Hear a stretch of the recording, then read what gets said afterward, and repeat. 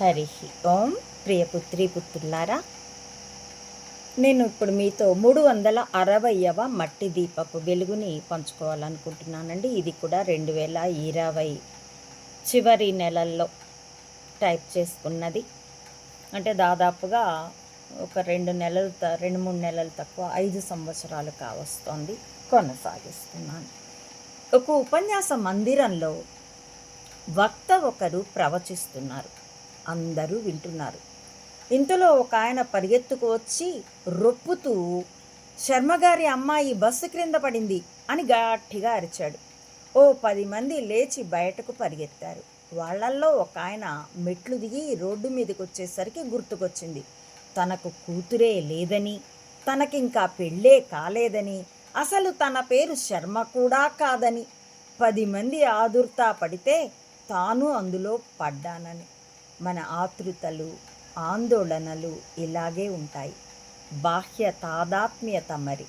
అందుకే నిర్లిప్తతతో సాక్షి శివోహం అనే స్థితి అభ్యసించమంటుంది హిందూ జీవన విధానం. ఇదే హిందూ సనాతన ధర్మం ప్రపంచానికిచ్చే జ్ఞాన ప్రకాశం.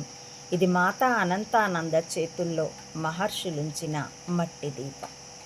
హరి ఓం.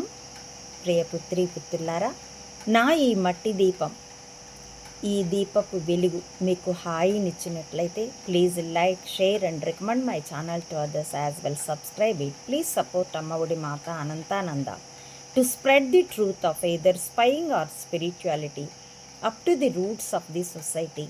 As well, support me financially also to win this war with wisdom as weapon. www. మెదళ్లే ఆయుధాలుగా యుద్ధం, సత్యము, మానవతా ధర్మము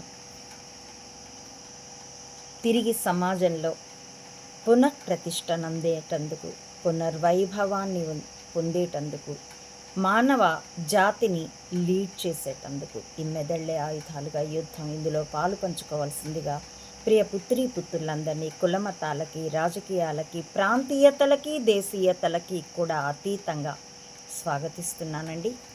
థ్యాంక్ యూ ఫర్ వాచింగ్.